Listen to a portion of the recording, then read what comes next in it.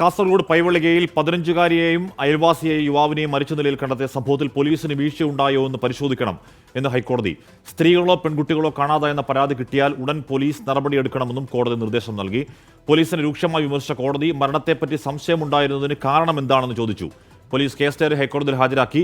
അന്വേഷണ ഉദ്യോഗസ്ഥൻ കോടതിയിൽ നേരിട്ട് ഹാജരായി. എസ് ശ്രീകാന്ത് വിവരങ്ങൾ വെച്ചിരുന്നു. ശ്രീകാന്ത്, 26 ദിവസവും പോലീസിന് ഏതെങ്കിലും തരത്തിൽ സൂചന ഉണ്ടായിരുന്നില്ല എന്ന് മാത്രമല്ല, ഏറ്റവും ഒടുവിൽ കാണാതായ ദിവസം തന്നെ മരിച്ചതാണ് എന്ന് പോലീസ് കോടതിയിൽ പറയുമ്പോൾ കോടതിക്ക് അതിലെ സംശയങ്ങൾ തീരുന്നില്ല, പൊതുജനത്തിനും. ശ്രീകാന്ത്, അഷ്മി, ഇന്ന് 1:45 ഈ കേസ് വിശദമായ വാദം കേൾക്കുന്നതിന് കൂടി മാറ്റിവെച്ചിട്ടുണ്ട്. അതിന് മുന്നോടിയായാണ് കോടതി ഈ രൂക്ഷ വിമർശനം നടത്തിയിട്ടുള്ളത്. ഇന്ന് രാവിലെ കേസ് ഡയറി പോലീസ് ഹാജരാക്കി. അന്വേഷണ ഉദ്യോഗസ്ഥൻ കോടതിയിൽ നേരിട്ട് ഹാജരായി. എപ്പോഴാണ് മരണം നടന്നത് എന്ന് കോടതി ചോദിക്കുന്നു. കാണാതായ ദിവസം തന്നെയാണ് മരണം നടന്നത് എന്ന് പോലീസ് പറയുന്നുണ്ട്. അതായത് 26 ദിവസം പോലീസ് ഈ കുട്ടിക്ക് വേണ്ടി അന്വേഷണം നടത്തി, കാണാതായ ഈ യുവാവിനും കുട്ടിക്കും വേണ്ടി അന്വേഷണം നടത്തി എന്നുള്ളതാണ് പറയുന്നത്. പക്ഷേ അവർ ആദ്യ ദിവസം, കാണാതായ ദിവസം തന്നെ മരിച്ചു എന്നാണ് ഇപ്പോൾ പോലീസ് ചൂണ്ടിക്കാണിക്കുന്നത്.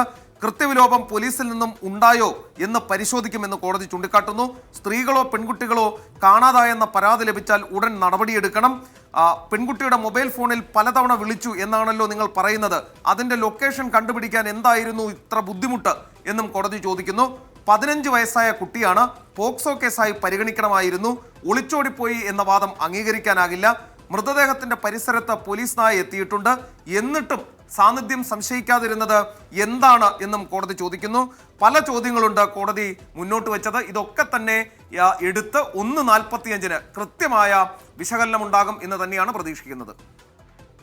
ഓക്കെ, ശ്രീകാന്താണ് ആ വാർത്തയുടെ വിവരങ്ങൾ നൽകിയത്. ആ കേസിനെ, ആ ദുരൂഹതയെ ഒക്കെ കോടതി സീരിയസ് ആയി കാണുന്നു. പോലീസിന് വീഴ്ച പറ്റിയിട്ടുണ്ടോ എന്ന് കോടതി വളരെ വിശദമായി തന്നെ പരിശോധിക്കുകയും ചെയ്യുകയാണ്.